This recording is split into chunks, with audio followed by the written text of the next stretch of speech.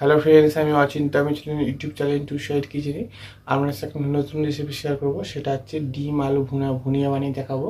সেটা বানাতে কী কী উপকরণ লাগা আসুন দেখাই। তার একটা বলি, আমার চ্যানেল রেসিপিটা ছাড়া আছে। আপনাদের যদি ভালো লেগে থাকে অবশ্যই লাইক কমেন্ট ও শেয়ার করুন, বেশি বেশি করে শেয়ার করবেন।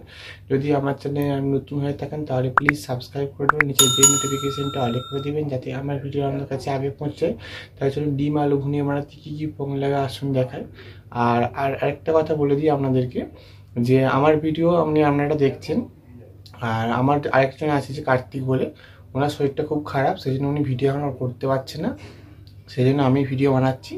তো ওনার শরীর ঠিক হলে উনি আবার ভিডিও বানাবে। তার জন্য রেসিপিটা শুরু করি।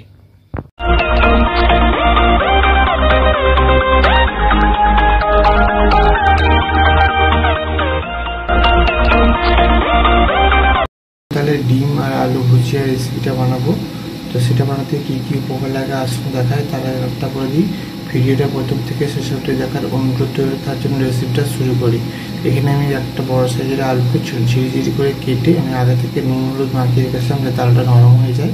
তার জন্য রেসিপিটা শুরু করি।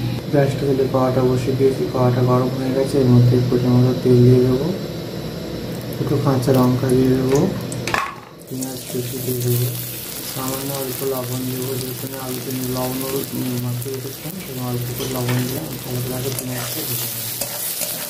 পেঁয়াজটা ভালো করে ভেজে নিয়েছি। এবার আমি ডিমটা ফাটিয়ে রেখেছিলাম সেটা দিয়ে দেবো। এবার আমি ডিমটা ভালো করে নেড়ে ভুনিয়া করে নেবো। ডিমটা ভুনিয়া করে আমি সাইড করে নিচ্ছি। এবার মাঝখানে আলুগুলো দিয়ে দেবো, ভালো করে নেড়ে ভেজে নেবো। দেখুন আমার ডিম আলু ভুনিয়া রেসিপিটা হয়ে গেছে। এটা আমি এবার নামিয়ে নেব। দেখুন ডিম আলু ভুনিয়া রেসিপিটা রেডি হয়ে গেছে। এই রেসিপি আমাদের ভালো লাগে থাকে অবশ্যই লাইক কমেন্ট আর শেয়ার করবেন, বেশি বেশি করে শেয়ার করবেন। আর প্লিজ সাবস্ক্রাইব করবেন, আমাদের পাশে থাকবেন। ধরুনটা দেখা যাচ্ছে নেক্সট ভিডিওতে। এরকম নতুন নতুন ভিডিও পাওয়ার জন্য আমাদের চ্যানেলটাকে অবশ্যই সাবস্ক্রাইব করবেন এবং আমাদের পাশে থাকবেন। তার জন্য দেখা যাচ্ছে নেক্সট ভিডিওতে। আপনারা এটা বাড়িতে অবশ্যই ট্রাই করবেন, আশা করি খুব ভালো লাগবে। তার জন্য রেসিপিটা দেখা যাচ্ছে নেক্সট ভিডিওতে।